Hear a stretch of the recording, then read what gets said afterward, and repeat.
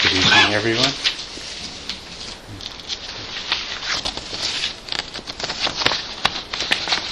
So if you'd like to join me in the refuges and precepts, I would appreciate that. On page 4.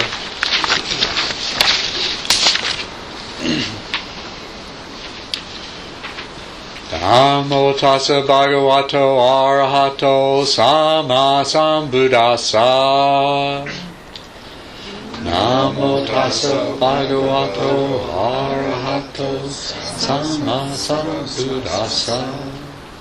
Namo tassa bhagavato arahato sama sambuddhassa. Namo tassa bhagavato arahato sama sambuddhassa. Namo tassa bhagavato arahato sama sambuddhassa. Namo tassa bhagavato arahato sama sambuddhassa. Buddhaṃ saranam gacchami. Buddhaṃ saranam gacchami. Dhammam saranam gacchami. Dhammam saranam gacchami. Sangham saranam gacchami. Sangham saranam gacchami. Dutiyampi Buddhaṃ saranam gacchami. Dutiyampi Buddhaṃ saranam gacchami. Dutiyampi Dhammam saranam gacchami. Dutiyampi Dhammam saranam gacchami. Dutiyampi Sangham saranam gacchami. Dutiyampi Sangham saranam gacchami. Tatiyampi Buddhaṃ saranam gacchami. Tatiyampi Buddhaṃ saranam gacchami. Tatiyampi Dhammam saranam gacchami. Tatiyampi Dhammam saranam gacchami. Tatiyampi Sangham saranam gacchami. Tatiyampi Sangham saranam gacchami. This completes the going for the 3 refuges. Please repeat after me in the Pali scriptural language. Panyatipada Vramini Sakapadam Samadhiyami. Panyatipada Vramini Sakapadam Samadhiyami. Adina Dana Vramini Sakapadam Samadhiyami. Adina Dana Vramini Sakapadam Samadhiyami. Kamesu Michachara Vramini Sakapadam Samadhiyami. Kamesu Michachara Vramini Sakapadam Samadhiyami. Musa Vada Vramini Sakapadam Samadhiyami. Musa Vada Vramini Sakapadam Samadhiyami. Sura Maria Maja Padatana Vramini Sakapadam Samadhiyami. Sura Maria Maja Padatana Vramini Sakapadam Samadhiyami. Please repeat after me in English. I undertake the precept to refrain from sources of livelihood that bring harm to other beings. I undertake the precept to to refrain from sources of livelihood that bring harm to other beings. I undertake the precept to refrain from acting out of ill will or taking satisfaction in the misfortune of others. I undertake the precept to refrain from acting out of ill will or taking satisfaction in the misfortune of others. I undertake the precept to be open-hearted and generous in all my relationships with others. I undertake the precept to be open-hearted and generous in all my relationships with others. I undertake the precept to act with loving kindness and compassion in all my relationships with others. I undertake the precept to act with loving kindness and compassion in all my relationships with others. I undertake the precept to live with mindfulness and follow the Eightfold Path through daily study, meditation, and reflection. I undertake the precept to live with mindfulness and follow the Eightfold Path through daily study, meditation, and reflection. With these 10 precepts, virtue becomes the vehicle for a happy existence. Through virtue, good fortune is attained. Virtue is the vehicle for liberation. Let us purify our virtue. May all beings be free from suffering. May all beings be free from ill will. May all beings be filled with loving kindness. May all beings be truly happy. Thank you very much.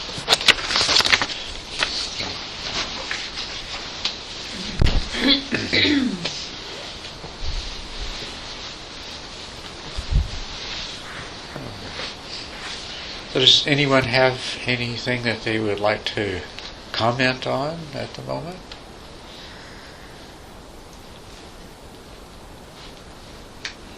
Yes? Oh, sorry. I couldn't tell you were looking at. I wasn't sure if it was worth bringing up. It was kind of a curious thing. Over the last couple of days, when my concentration gets pretty strong, I've noticed that my body can start to distort physically, like it's a kinesthetic sensation. Mm-hmm. And it started where I could reposition my nose, where it was more kind of conducive to being able to focus on the breath. Mm-hmm. And it really worked well. And then I got that kind of dialed in, and I could also bring it closer and further. But then this kind of weird byproduct, or unfortunate byproduct, I don't know if it's related, but if I follow a certain sensation, when the concentration is really good, I'll maybe start to feel some pressure on my face or something like that. But a lot of times it translates into my body starts to warp. And today it was so kind of bad that my arm felt like it was being pushed back to the point where it was kind of being pulled away from my body, which wasn't very pleasant. It wasn't painful. But I'm wondering if that's something worth exploring more, something that I can just turn off, something to just note, anything at all. That's actually that's quite common and it's quite classic. Now, when you felt like your arm was your arm actually moving? No. It was exactly where it was. Yes. Yeah, I might have moved just like Up. But nothing discernible. It was just this very strong sensation of it being pulled back and my torso being pulled forward. That's one of those classic things that happens in meditation. It is a sign of concentration, and it takes different forms and occurs to different degrees. Quite often, a person will feel as though they're falling over, and then they check, and in fact, they're not. Right. Sometimes there is a very slight movement, like your head may be tilted just this far to one side, but it feels like you're. Yeah. So that's a classic sign of concentration. Just let it be.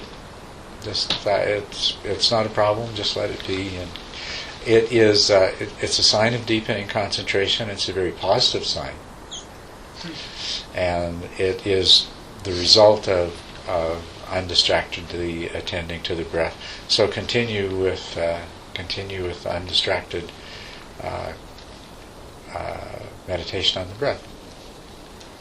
So, yeah, I'm very pleased to hear that. Some people some people report feeling their bodies in very contorted positions, strange, impossible positions. It's also related to another thing that people often feel is sometimes they feel as though their body's light and they're floating up off the cushion, and they feel like if they were to open their eyes and look, they'd find that they're actually floating in the air. They're not, but it feels that way. And when I'm in very deep concentration, very often I feel as though I'm standing, even though I know I'm, obviously I didn't move, so I'm just sitting. But that kinesthetic sensation of body position is as though I'm standing up.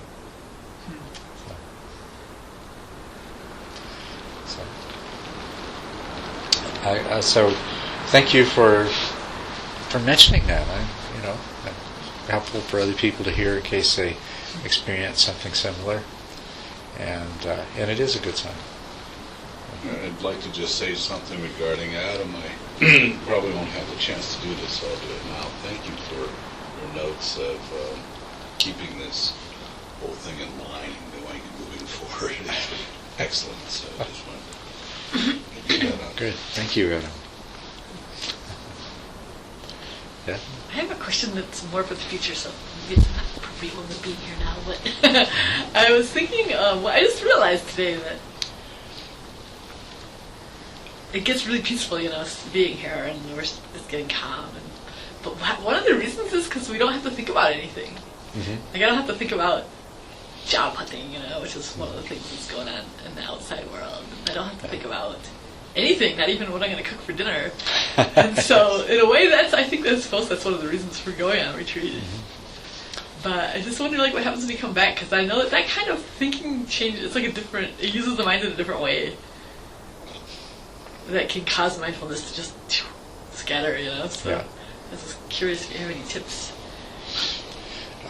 As to when you come out of the meditation? Yeah, as to how to both recognize that state of mindfulness is being dissipated, and also how to deal with those things that it's necessary to deal with in relationship to mindfulness somehow. Or is it possible to be mindful while at the same time thinking about all those things, which it probably is, but it's like any hints about how to do that. It is possible, to be, and it means that you need to be mindful of that process when it's happening. You're mindfully aware that those thought processes are starting up and accelerating, and your mind's going from one to the other.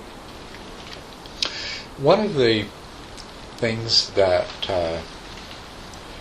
you might already experience sometimes when you're sitting in meditation is that you're aware of the meditation object, but when you're fairly concentrated, you're also paying attention to the mind, and you notice when the mind's starting to drift, or you notice whether there's more or less distraction, or you might notice whether or not there's any dullness. So you're being aware of the mind while the mind is being aware of the sensations of the breath. You have that kind of sensation, experience sometimes.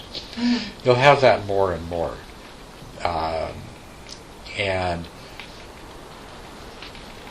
what it does is it allows the mind to do one thing while your conscious awareness sort of takes one step back and observes what's going on. And as that develops, then it will allow you outside of a meditation setting or outside of a meditation practice to be kind of continuously aware of what's going on as your mind is thinking about the things of the world and making plans, or even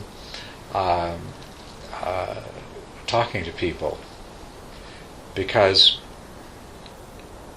And that's very useful, because when that happens, and you're sort of aware of your mind as your mind is generating conversation, then you start to become aware of the motivations that are behind the things you say and the way you say them, and you start to get a lot of insight into what it is that makes you be the kind of person that you are. What's driving you beneath the surface? So, as far as tips, just that one, that to the degree that you can, without it disturbing your actual ability to focus on the meditation object, just try to be continuously aware of what the mind is doing. Whether the mind is enjoying the peacefulness of it, or starting to feel restless about it, or whatever. It just doesn't matter. Whatever happens to be going on, just be mindful of it, and create that habit. It seems like it's possible to be mindful of stuff that a lot of people would be kind of disbelieving about, because, and I'm like, is this really, what's this about, because it's possible. I think there's been times like I've been aware of the impulse to think before the thought actually happens, the pull of a thought, or or I don't know, it's just kind of interesting. It seems like one can become aware of things that usually, at least in our culture, I thought of it as basically being unconscious. Yeah. Well, a lot of these things I think are quite appropriately described as subconscious, meaning they're normally some happening beneath the level of our actual conscious awareness, but we're capable of being conscious of them. As we learn to become more fully aware, then we're able to perceive things that previously they weren't really accessible.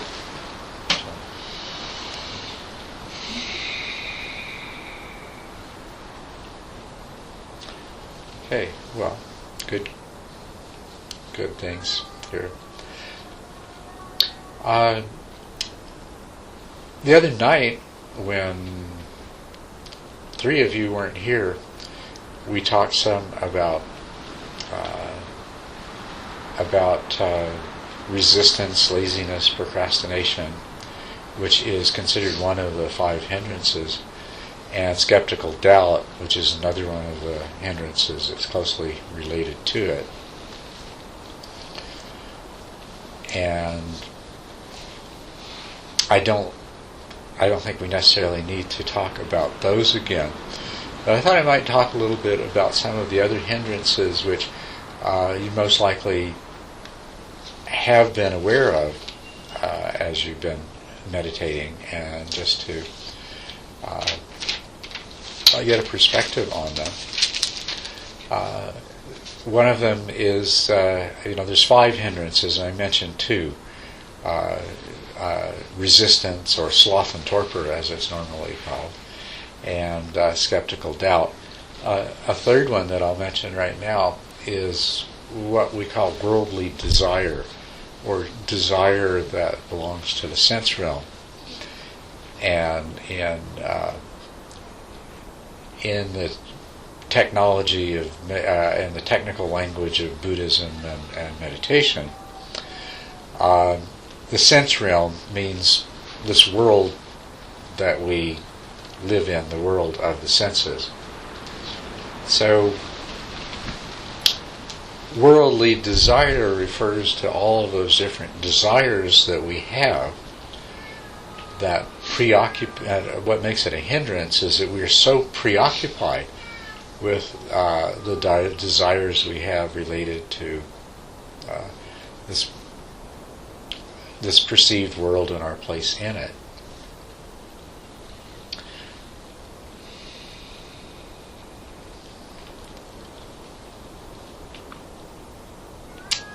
Of course, one kind of desire that we have is for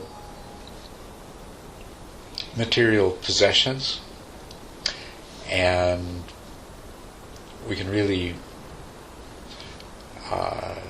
see how much of our time and our mental energy goes into thinking about the material, the property aspects of our life, and the things that we feel like we need to do, or the concerns we have about being able to hold on to the property we have and acquire more property, more things, more stuff, have more money, have a sense of security that we'll have access to those things when we need it.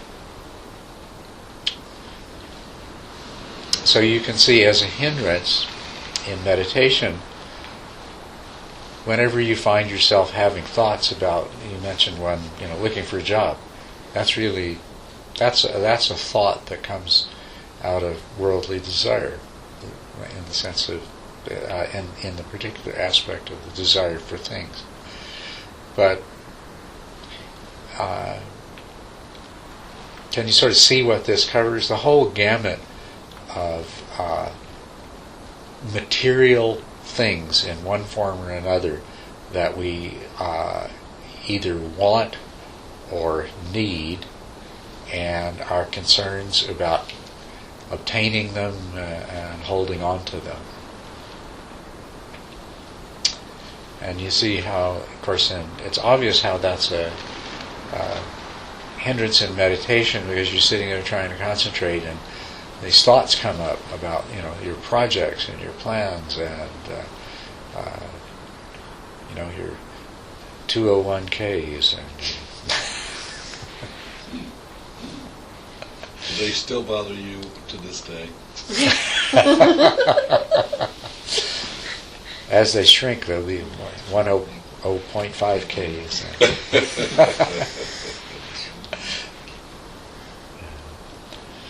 So anyway. So is that the enigma wrapped in a conundrum?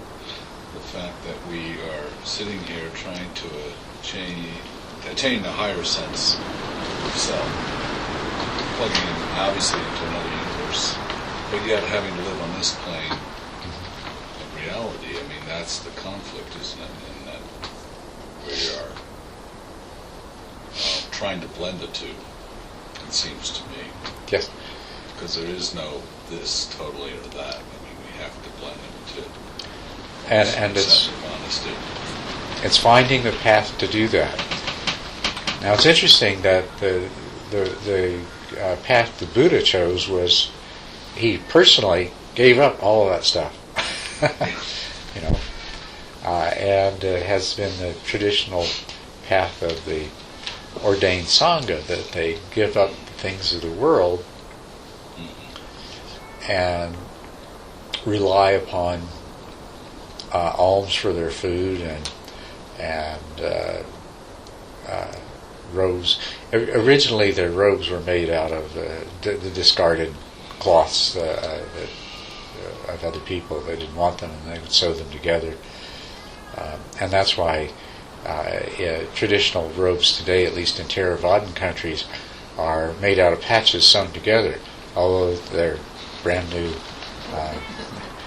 They're cut off of brand new bolts, cut into pieces, squares, and sewn together. But it goes back to the original idea that the robes of a monk were made out of the discarded fabrics of other people.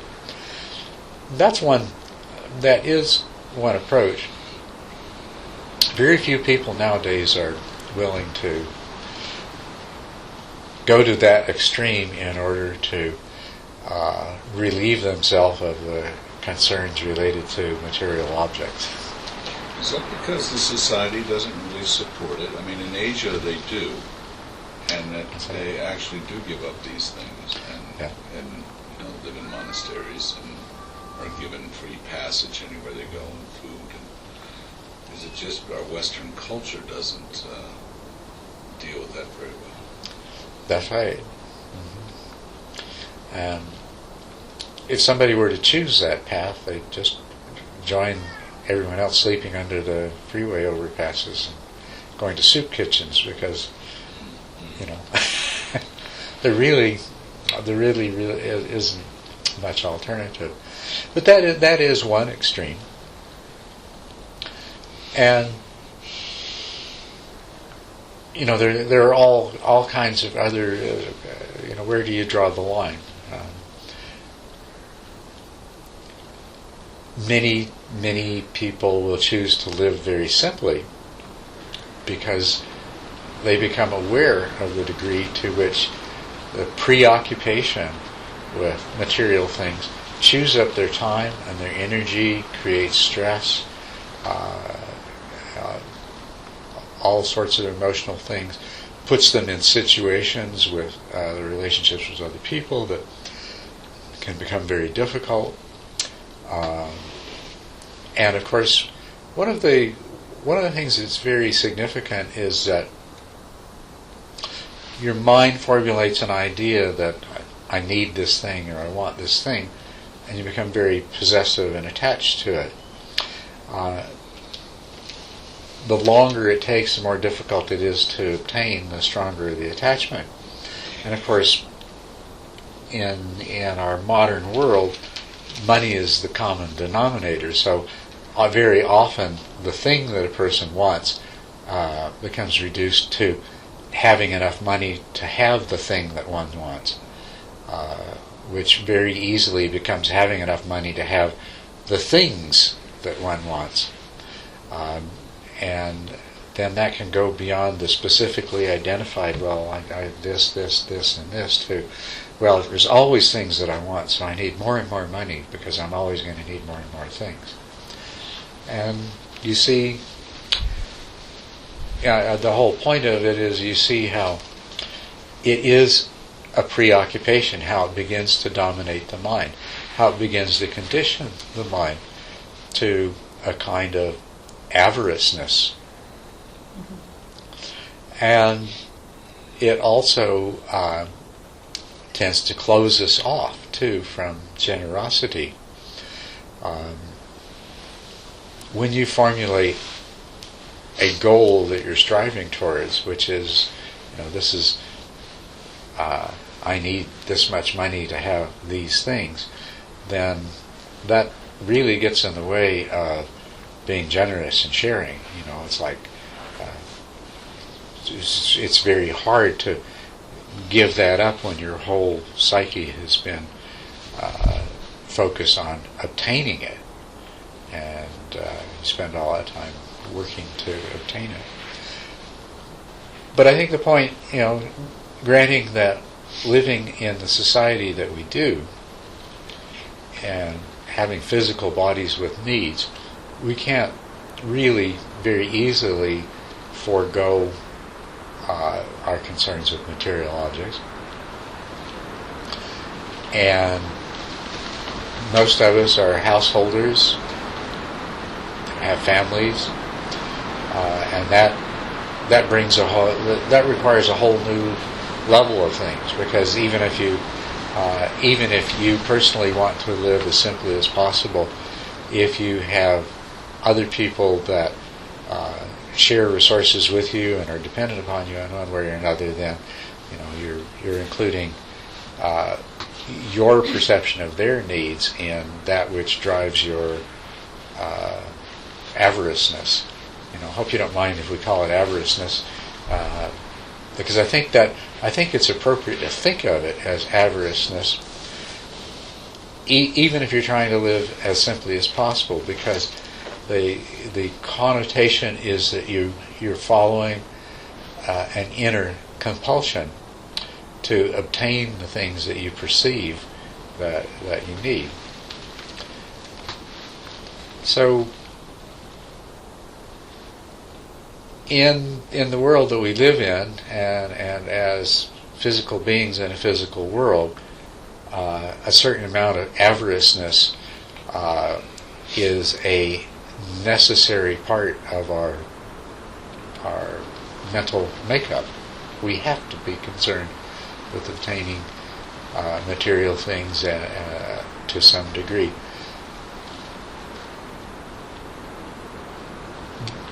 But you can see how this is a hindrance to the spiritual life.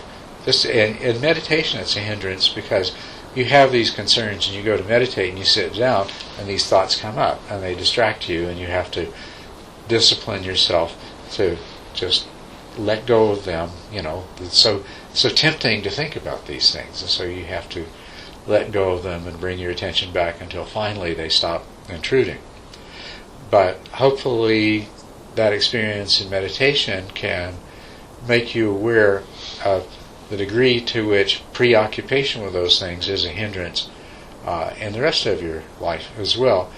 And granted that you can't just decide to let go of it all and negate it, you can at least see the tremendous value of bringing it into some level of balance and control, and really not letting it control you.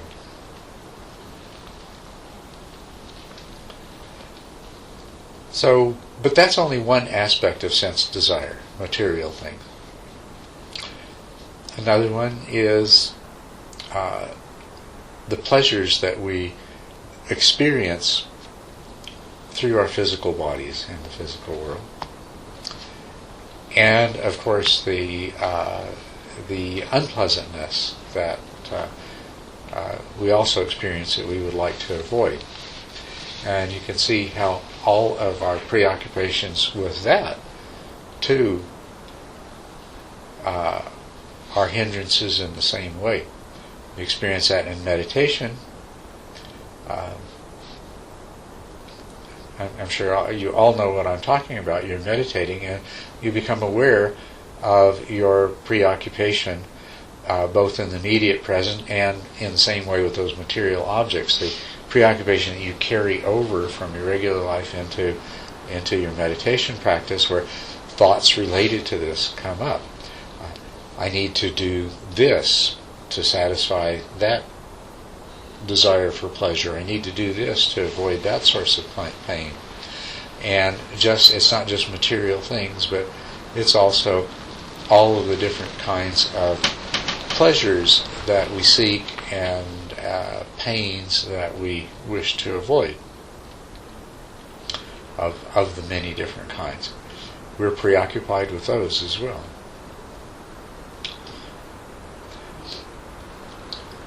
Another thing that to do with the sense realm of sense desire, is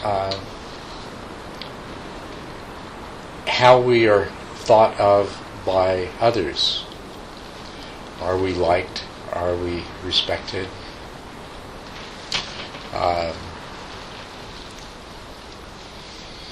And do you not find that is another thing that chews up another portion of your limited time and energy? Is your concern with your social standing, your standing amongst your friends or your co-workers or so on and so forth. And of course these things are related too. Some of the material things that we want in order to sustain or elevate our social standing.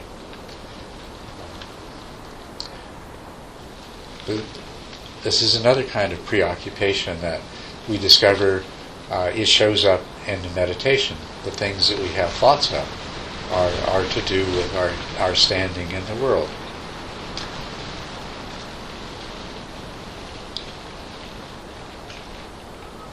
We have ambitions. Why do you do things? Do you do things only to make money? No, you don't. We do things to be appreciated and to be acknowledged and to satisfy those various needs, basically of our ego, of our sense of self. It's another kind of possession.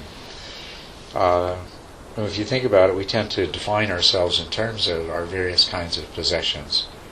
So we define ourselves in terms of material possessions, but we also define ourselves in terms of those qualities and characteristics of the self that we perceive that we are. I am this kind of person.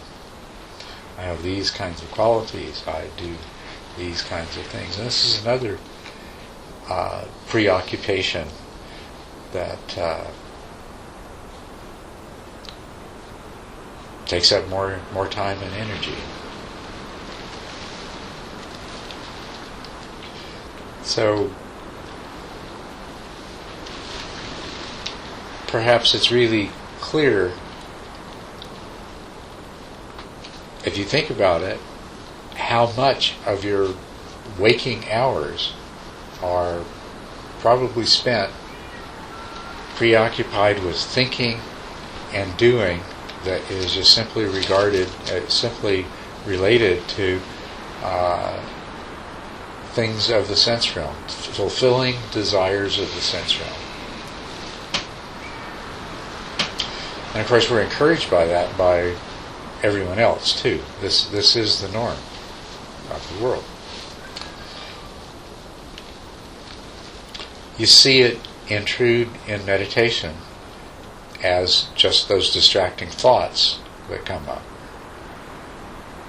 that are related to these things.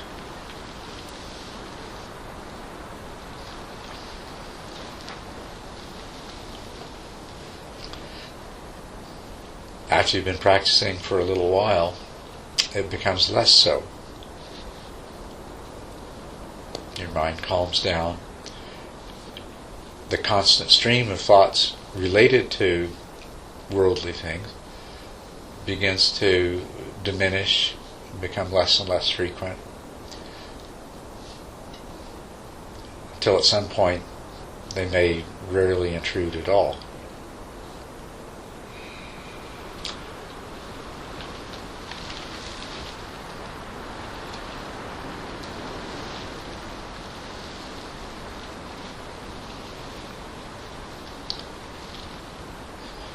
If you consider what causes this to come about,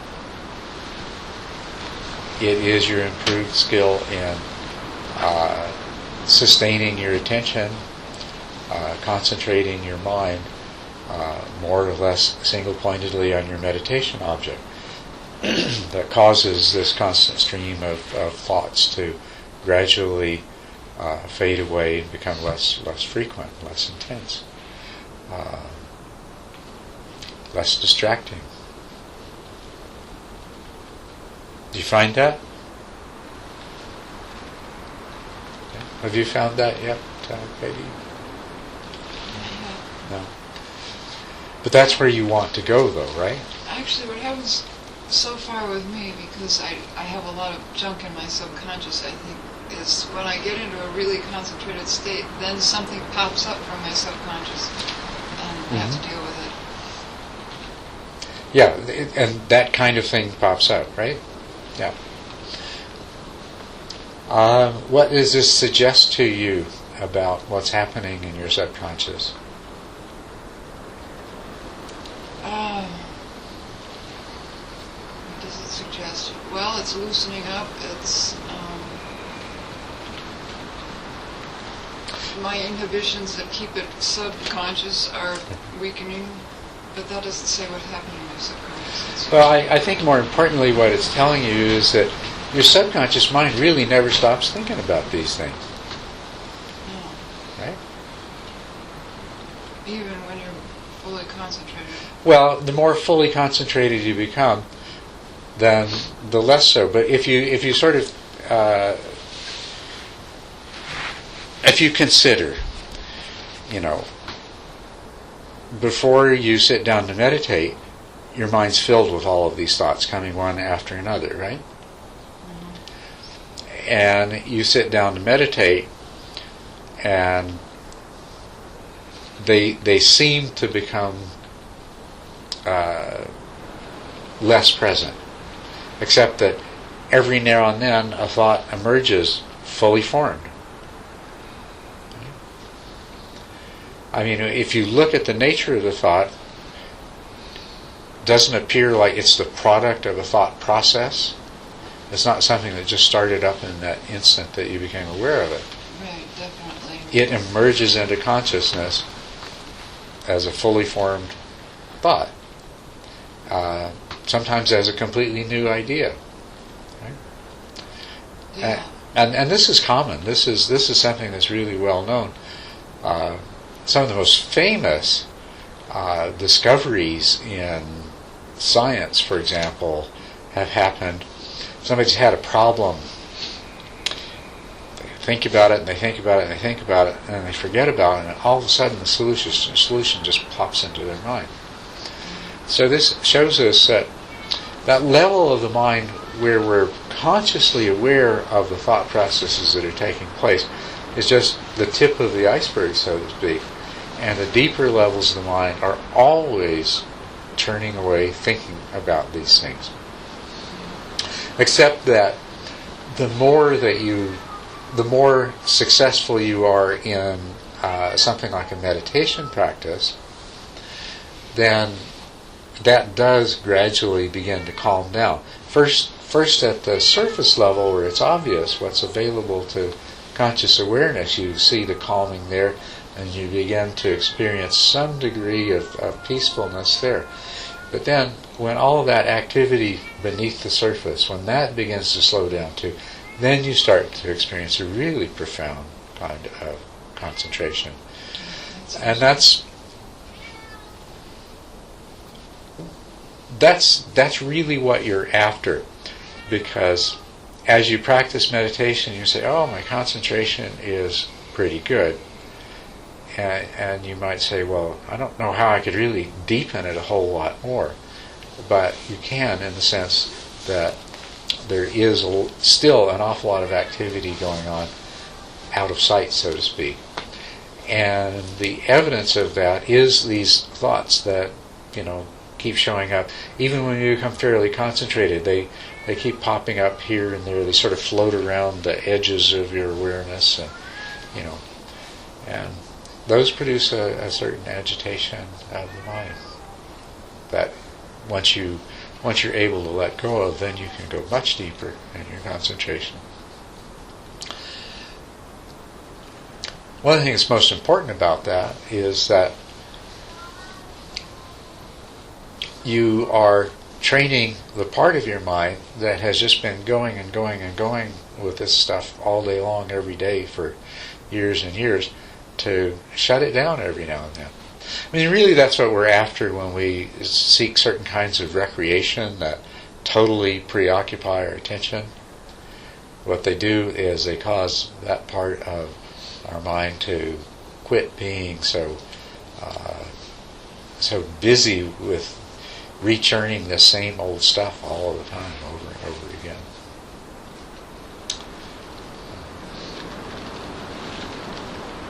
Yes? One of the things that I've been noticing is I've been kind of interested, I've been really focused on not indulging theory, letting my mind slip into theorizing about what's going on and all that. Mm-hmm. But despite that, during walking meditation, sometimes in between, I've been thinking about a few trends I've noticed, and one of them is related to what we're talking about, where I've been trying to kind of pinpoint where these moods come from. So generally I can see more distinctly every day where a thought will produce agitation or elicit an emotion almost immediately. It can be a thought that's just a spark of a thought, and the residual of that is much more noticeable than even the thought, but if I'm concentrated enough I can trace back to the source. But I'm really interested, based on what we're talking about, what I told you, one of the reasons I'm really drawn to meditation is working with my own kind of mood disorder stuff. And I'm curious about this idea of mood, kind of protracted mood, being related to something under the surface that's constantly running some background operation.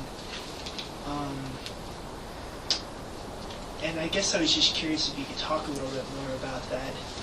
And also, I've noticed when I get to a certain point of concentration, it seems like I'm aware that there's no other thoughts. At a certain level there's multiple thoughts maybe, and then at a certain level, when I'm focused enough on the meditation object, I may be able to pinpoint what thoughts are still present because there's so few of them, or maybe just one, which is the thought of what thought is present right now, usually. Yes. Right. But it sounds like there is still something operating that I'm still not yet aware of, maybe several things, and I'm wondering if that's related kind of to mood and into that kind of just ongoing stuff that's so habituated that it's really hard to detect. You're pointing to something here that is quite significant. Yes, there is so much going on in your mind all the time, beneath the surface, or in your minds. There's, there is.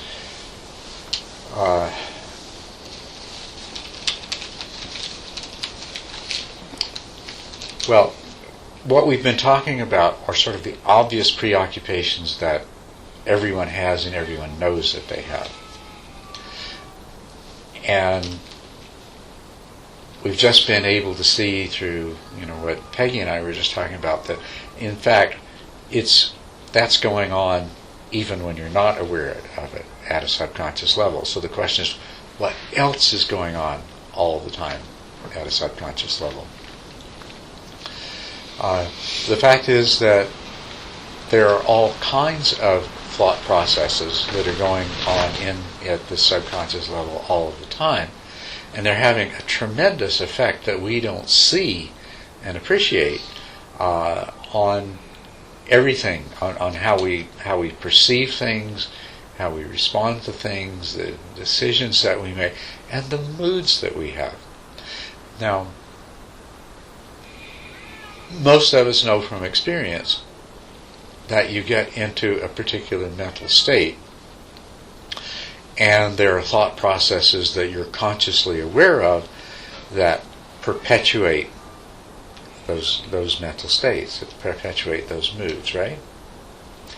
And you might say to yourself, "Oh, I just want to stop thinking about that," and you try to stop the thought, but next thing you know, it's back there again.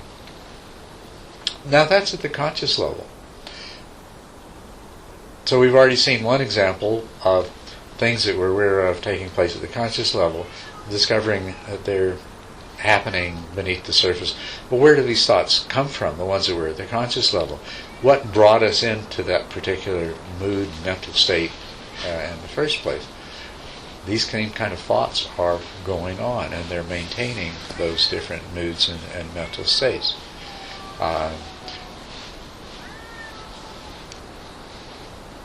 So many, depression, anger, take your pick. Fear, insecurity. Even when we're not having thoughts directly related to our insecurities that we're consciously aware of, the thought processes that give rise to those insecurities are actually active and functioning at some other level. And so this is what you're talking about, right?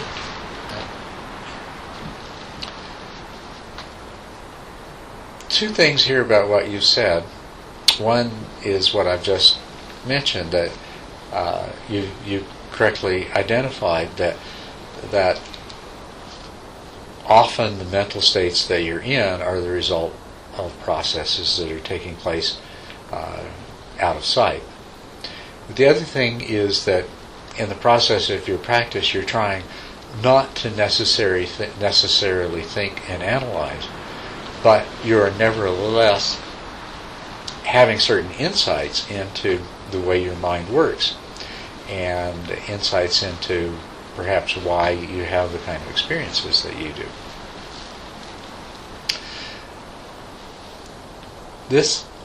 The part of your mind that its job is to analyze information and reorganize it and organize it and produce these different kinds of thoughts, concepts, relationships. It creates our view of the world, what it really does. That this conceptualizing, thinking part of our mind, that it's mostly preoccupied most of the time with other things. But in meditation, when you are just simply observing what's going on, that's data that's being fed into this part of your mind that figures things out, and that's where these insights come from, and then they pop up, and you all of a sudden understand something. Now that's something that is actually definitive of a certain stage of meditation. when a person gets to the point where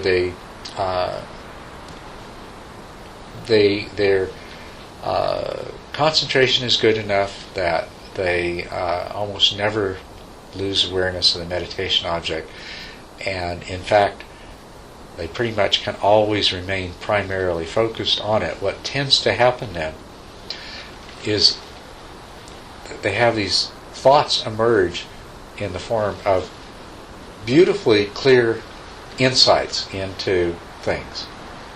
Beautifully clear insights into why I am the way I am, why the world is the way it is, what this particular teaching of the Dhamma is about. But, and those are wonderful thoughts. Of course, in meditation, there can be a very strong desire to take this fascinating insight, this new level of understanding that has emerged, and pursue it, and to run with it.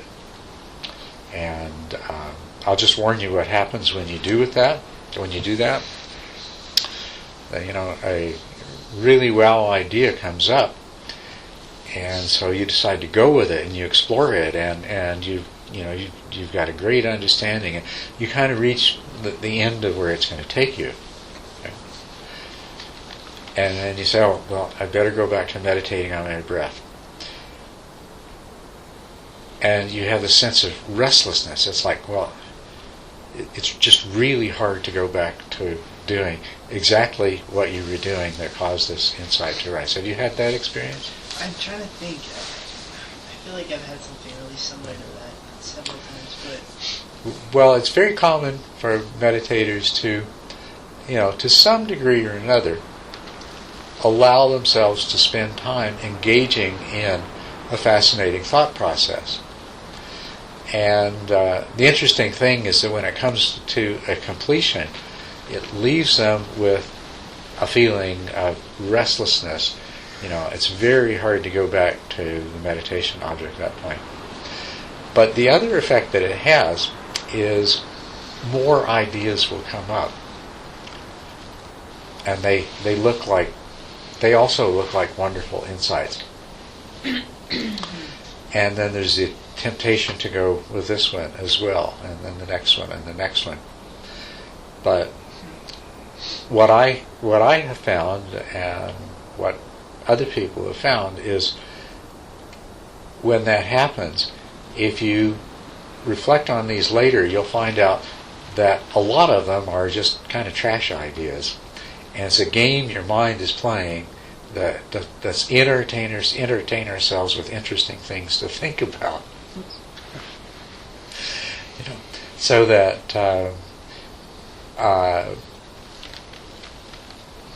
one of the problems we need to deal with in meditation is when you start having insights and you're tempted to start thinking about, for example, how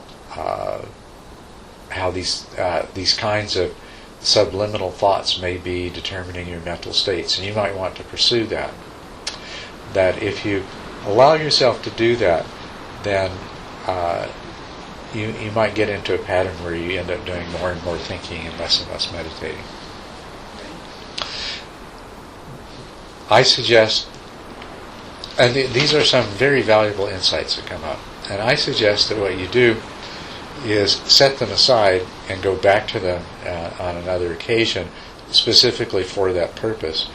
And there's a kind of meditation called analytical meditation, where the whole intent is you sit down for a few minutes, you concentrate your mind, and then you take a topic, a subject that you want to investigate analytically, and you just go right into it.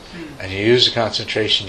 The reason that you have these insights and the reason that you can think them through so clearly is that your mind is focused. And it is that there is less going on. So you can take advantage of that. But you've got to balance you've got to balance doing that against continuing to deepen the very process which allows that to come up in the first place.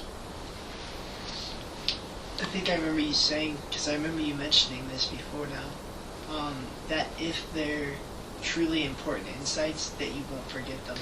That's 'Cause right. that's the paranoia, is that you'll lose them if you don't start attending to them right away. But That's right. I don't want to go off on a tangent. I've been really on retreat, trying to figure out how to maintain a high degree of focus, stay mindful, and not deviate and lose the concentration throughout the day. Yeah. And I'm kind of interested. I don't want to start doing analytic meditation on retreat, Yeah. but I'm kind of curious if maybe tonight or another night you talk more about various ways of maintaining concentration and mindfulness throughout all these different activities.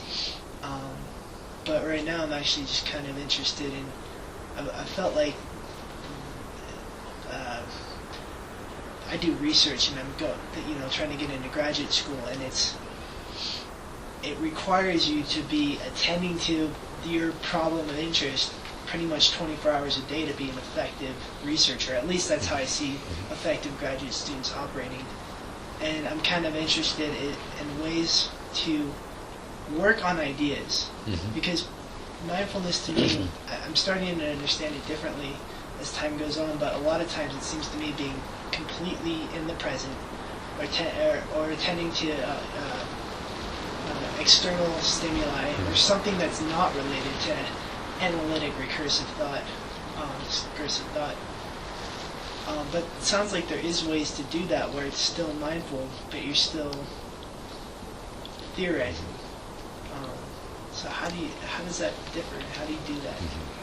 Yeah, well, we can talk about that. Yes, the challenge is in analytical discursive thought, it tends to be very engaging and absorbing, and not to leave a lot of bandwidth of the mind for just being mindful of the mind's own processes and what's going on, being in the present.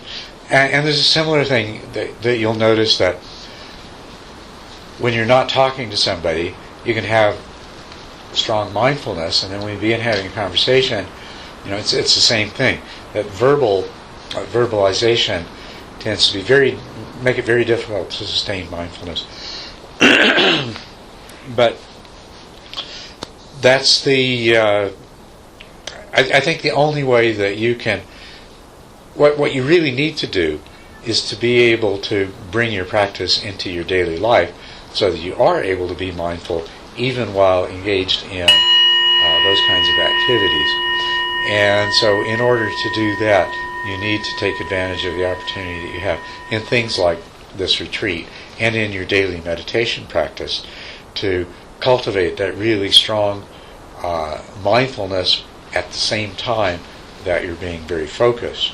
And so, absolutely, retreats are not the time to do analytical meditations. When you're in your daily practice, then you can have these great ideas come up, and then you can make it part of, even if you're a busy graduate student, you can try to fit in some time to do some analytical meditation to pursue these things more deeply. But the other problem, though, of how do you do something that engages your conscious capacity to such a high degree, and yet still have a conscious awareness of your own mind and not just of the object.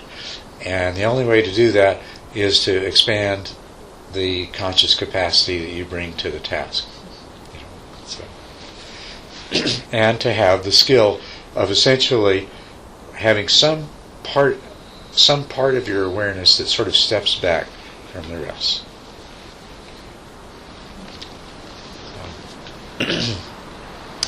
Yes? I have a question about, I was thinking about this state of being overstimulated that can happen. And there was a little bit happening tonight because I was trying to listen to what you were saying, be open to what you were saying. Between the sound of the wind and the sound of the cat, it was starting to get a little that way. Kind of overstimulating. And it seems like it is possible to kind of just move away from that kind of state or block it out a little bit or something, then that felt like that was kind of anti-mindful in a certain way. But at the same time, I don't think mindfulness equates to that state of being totally overstimulated. And I was just curious about that. Yeah, mindfulness doesn't mean trying to take everything in at once, because that is overstimulating.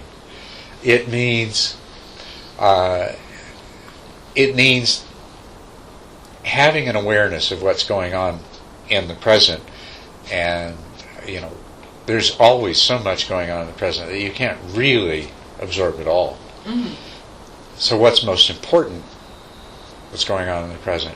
And ultimately, the mindfulness that's most important is what is happening in your own mental processes, in your own mental emotional reactions. Like when you're trying to listen to me, and then there's the sound of the wind and the cat. You don't try to be mindful of what I'm saying, mindful of the wind and mindful of the cat at the same time. Mm-hmm. What you do is what your mindfulness, the power of your mindfulness is focused on is how your mind is responding to the situation of having these different demands.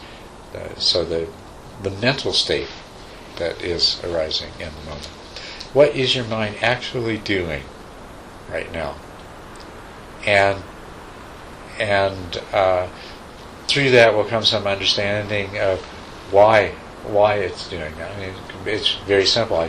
I want to listen to you, and these other sounds are distracting me, so as a result I'm feeling a bit of annoyance. Annoyance, because here I am goal-centered and frustrated, and so therefore the mind reacts with a certain amount of annoyance. I think sometimes it's a feeling of being just scattered and dissipated and lost to be able to concentrate. Yeah. Like I was thinking, I went to a friend's house the other day, and her roommate was home, and her roommate was watching TV. And we were in the kitchen, but there was not really a door, it was a porch or anything. And so the television was loud, and it was really hard to I found that I really couldn't be open to her and talk to her on the level that I wanted to. Yes, right. Because the television sound was there, and it was to be open in that way was just this, how television is loud and aggressive. I sure do. Whatever we're going through. It didn't feel like it was possible, and finally I ended up just leaving and thinking, I should have just left right away rather than hanging around, and hearing that. But. Well, the mindfulness part is, and one thing that's useful is that method of noting. So, if you can just summarize what's happening in the moment with a single word, something like scattered, it sort of brings you into focus on that. And that's practicing mindfulness. What the mindfulness will allow you to do, instead of acting with minimal awareness, allowing an emotional tension to build up and precipitately leaving a situation, when you're mindful and it all comes together, it's the noise of the television, then you can often find by being fully present, you can find a solution, or at least a more appropriate way to deal with the situation. I mean, sometimes there's nothing more than when it becomes really clear to you, so clear that you're able to articulate it and say, I'm sorry, I'd really like to talk to you, but I can't with that television going.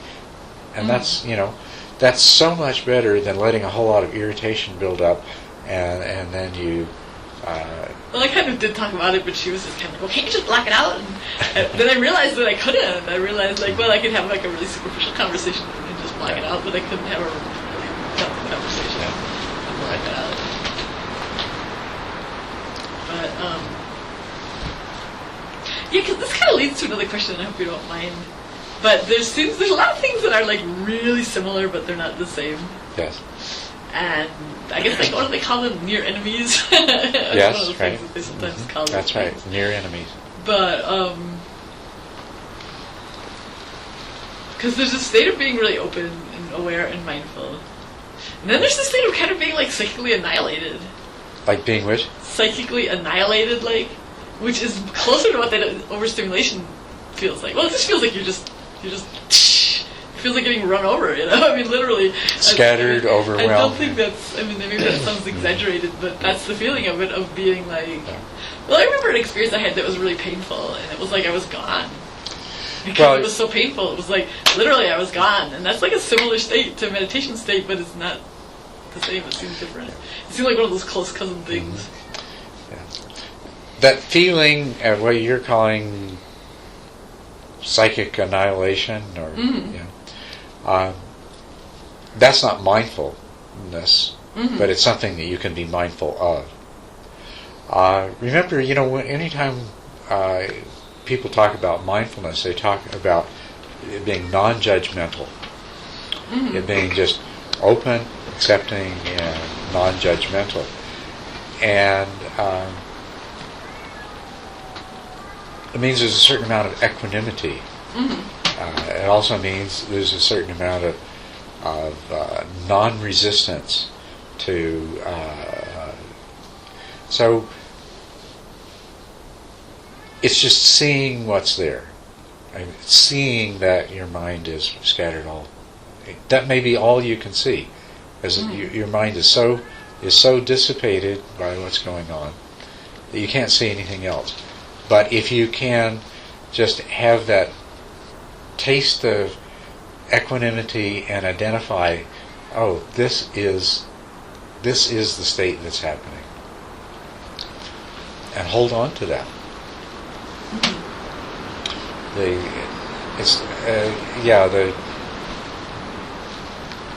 I think you're correct in identifying a near enemy of mindfulness, and a near enemy means something that masquerades as something that's desirable, but actually has the opposite effect. Sometimes they have some of the same elements, yeah, but there's just additional elements that make it different. Our power of mindfulness can allow us to be extremely aware of anything, and sometimes of many things at once. And that's what makes scattering of the mind a near enemy to mindfulness, because it imitates that, and it can, it can masquerade as mindfulness. Trying to attend to more things that you can attend to isn't mindfulness. But just retreating from that to just, like I say, if you can just summarize your mental state in a single thought, then that can help you to find the mindfulness in the mix of everything that's there. You see what I'm saying? Yeah, I know there's that practice that I've done before of what you do. You just say whatever's happening in your mind. Like if you're angry, you say anger. Yes. Right. It sounds kind of like that practice. Yeah, it is, and it's for the same thing. For the same reason. Like anger is a strong emotion. It fills our minds. It creates all kinds of thoughts. We attach to it and everything else. How can you be mindful in a rage? Well, if you can just identify it and label it, and I think it's good to not just say anger, but to say, anger arising, because for me at least, adding the word arising to anger creates that objective distance. It's not, because even though you just say anger, the thought behind it could be, I'm angry, and then you're not really, you're being caught by it. So yes, it's exactly the same thing. If you can find just in the storm of the moment, if you can find a label for it, and if that's all the mindfulness you're capable of, that's a great start. I guess the one thing I was thinking about is that I would guess that physiologically those two states are really different. It's kind of helpful sometimes for me to think that way, and that helps me make that distinction, that I would guess that state of being overstimulated and that state of being mindful are physiologically really different. They are very different, and I would even suggest that if we could look at the functioning of the brain, we'd find that it's a completely different part of the brain that is involved in the mindfulness aspect from what's involved in in the overstimulation. What part of the brain do you think? What's that? Which part of the brain do you think? Oh, you want to know my theory? Okay. Sorry. There's a part of the mind that is, or part not my part of the brain, part of the cortex of the brain that is called a general association area, and all of your different sensory input goes into this one general association area, where it sort of it tries to create a coherent picture from what you see and hear and feel and everything simultaneously. And that's the part that gets overloaded. But it has a counterpart on the other side of the brain, one hemisphere, and in essence we have two brains. And the parts of them are kind of meshed. And I think mindfulness is when the general association in one hemisphere looks at the stuff that's happening in the general association of the other hemisphere. Which part is this that you're thinking of? Yeah. Oh, Which part of the brain? What's The that? general social. Oh, What's the Latin? Which part are you talking about? I'm just curious. General association area in the lateral parietal cortex. Yeah. Or something similar to that that's functioning in a similar way. So, but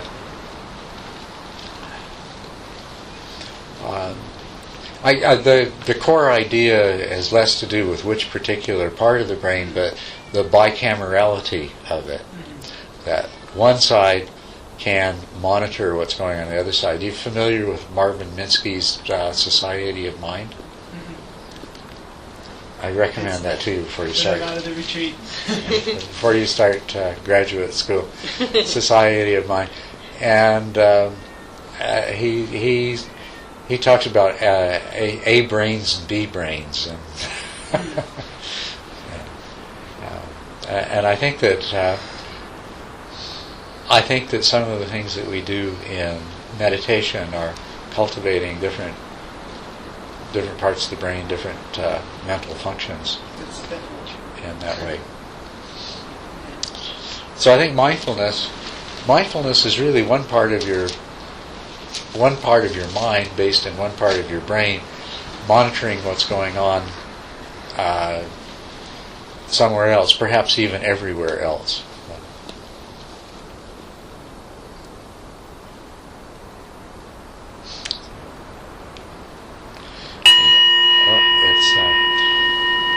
Your walking meditation's over with. I hope you enjoyed it. Now it's time to sit. Let's sit, but I know you've already been sitting for a while, so please stretch first and take a few minutes to get all the kinks out, and then we'll sit.